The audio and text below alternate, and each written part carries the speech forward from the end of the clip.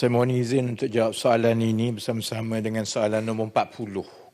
Kerana daripada Yang Berhormat Senator Tuan Haji Abdul Nasir Haji Idris kerana mempunyai maksud yang sama.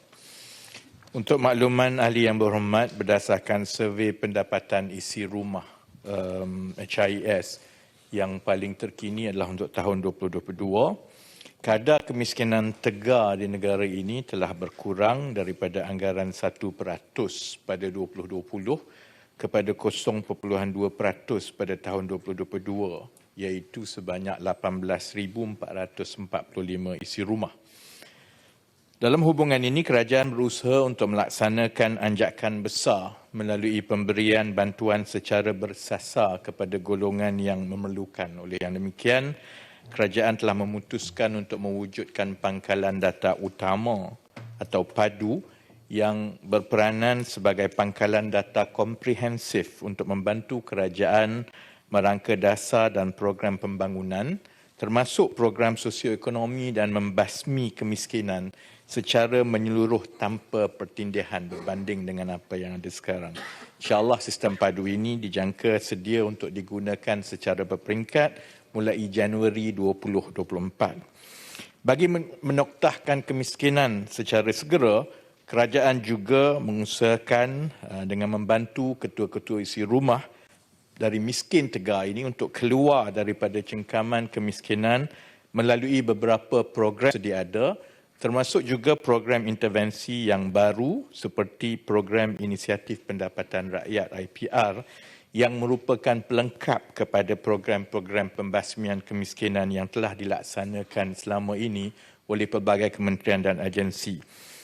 Di bawah IPR, kerajaan menyediakan ekosistem yang lengkap daripada awal sampai ke akhir, bukan sahaja dari segi bantuan tetapi juga menyediakan off-taker ataupun pembeli terus supaya kita mengatasi masalah-masalah yang berlaku sebelum ini. Perniagaan diusahakan tetapi ada masalah pengurusan, masalah pemasaran dan sebagainya. Sehingga kini sejumlah kira-kira 4,000 isi rumah dari miskin tegar dan miskin telah menerima manfaat daripada pelaksanaan program ini. Sebanyak 3 projek rintis seperti yang diketahui, iaitu Inisiatif Usahawan Tani, Inisiatif Usahawan Makanan dan juga Inisiatif Operator Perkhidmatan.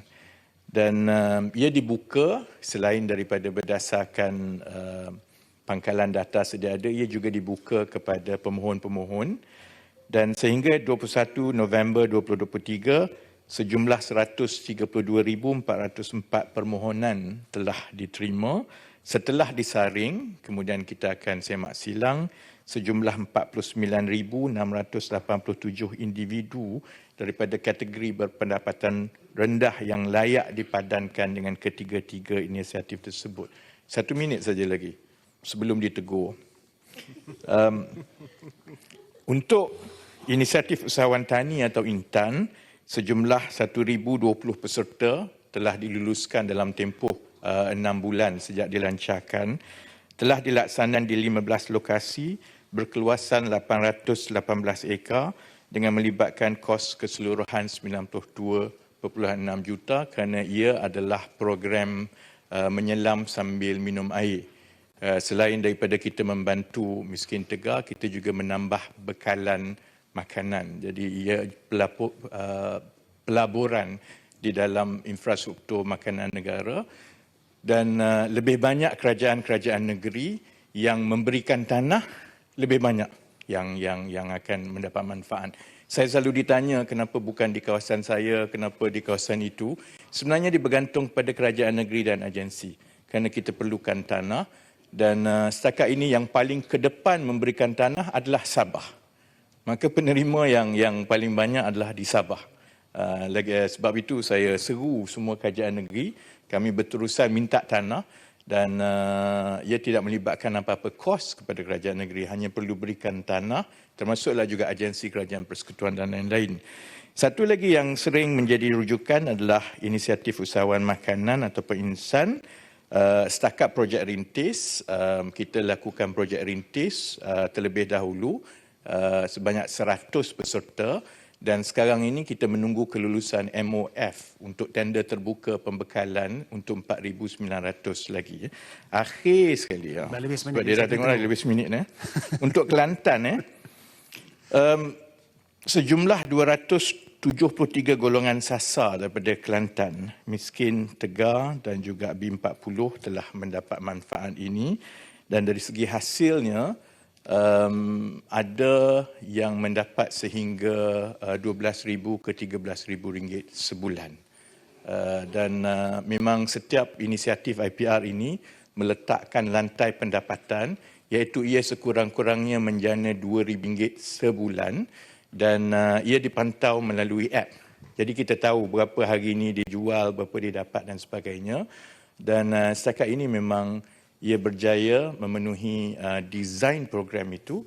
Cuma cabaran kita sekarang ini ialah untuk meluaskan secepat mungkin kerana ia bergantung kepada infrastruktur yang di luar kawalan Kementerian Ekonomi. Terima kasih. Dr. Wan Maidina. Terima kasih, Yang Berhormat Yang Di-Pertua. Terima kasih Yang Berhormat Menteri.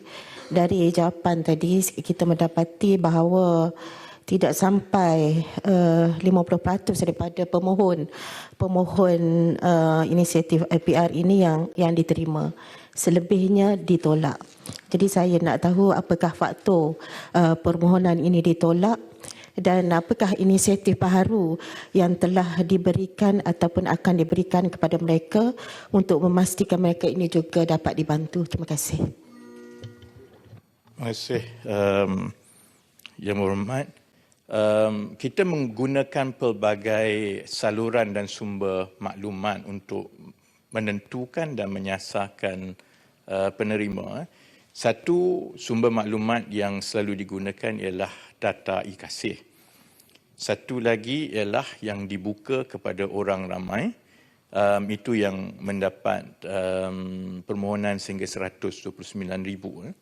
Selepas kita semak silang kerana apabila kita buka kepada orang ramai, semua orang memohon. Sebahagian itu bukan miskin tegar pun, dia tak miskin pun. Jadi mereka ini akan dikeluarkan.